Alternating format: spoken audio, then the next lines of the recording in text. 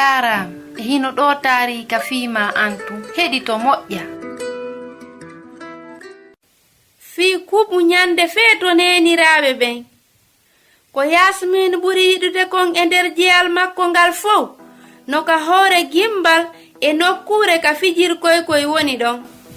Be kaalisi heɓo ko moko baaɓe ɓen woni ko hitti hiɓe waawi soodugol ko ɓe faala kon kono miɗo andi ko honnu waɗete.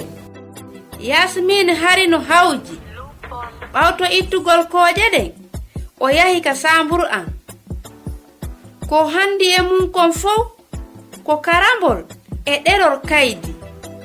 Adadu joddi Yasmin ɗin hinaami maccuɗo golliroowo meere ƴetta weeruuji ɗin ka kontineer ko hetta kon dolarji 2 cengel 50 laɓɓingol hurgo ngon dolarji 4 mooɓitugol asiyettiji ɗin jamma ka taabal dolarji 8 laɓɓingol saambur on wela fii dolar 13 cengel 30 yaltingol ñooge ɗen ko buyluuɓi dolarji 8 dental ngal hawray ha 15 21 41 dolar. Mi jeejima yoɓuki san Yasmin mo ma ko gollowo wakkiliiɗo. E nder gundo o wallini Faktir on ka hoore taabal wongal ka kuri ko ɓe hirtoto o yiiti ɓatakuru ndun ka nder asetije makko kono o udditoy ko neeɓi ko woni kanko tun.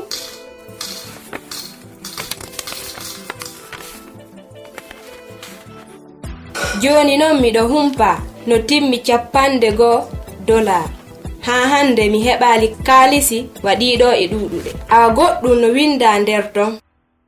Yasmin mo an tedduɗo e hino joddi mandi pelletti ko a jiyo wakkiliɗo nde heɓuɗa feere o mi jeejima jangu Faktir on duuɓi 10 mi wuppanima yoɓaka duuɓi 10 mi defanima yoɓaka fewndo ko nawnunoɗa mi dankike ma yoɓaka mi fijidi e ma yoɓaka mi heɗike ko juuti sattendeji e andeji ma yoɓaka mi acciri ni nde limore ɗo mi waɗiri ɗum weltare fiima ɓay miɗo yiɗuma fota han feƴƴitikerol yo ben an nene maɗa.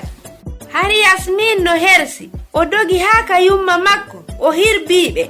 Nene mi okkatama hankadi Faktir e hino kaalisiji anɗi miɗo yiɗuma. Wallito ɓeyanoɓe hendora weltare e dokke kamɓe kadi nebata feeto neniraɓe ɓen hewta hara hiɗa faala okkorgol weltare miɗo faala yo a heɓu miijo moƴƴo hara nene ma weltoto no ɓe tawrata ma non hita a yejjutu wonde okkorgol ɓeya ko weltare on tigi hettoyta. Husainatu wonno e yewtudem mi weltanike ma fii ko heɗitiɗa kon hiɗen e saayi.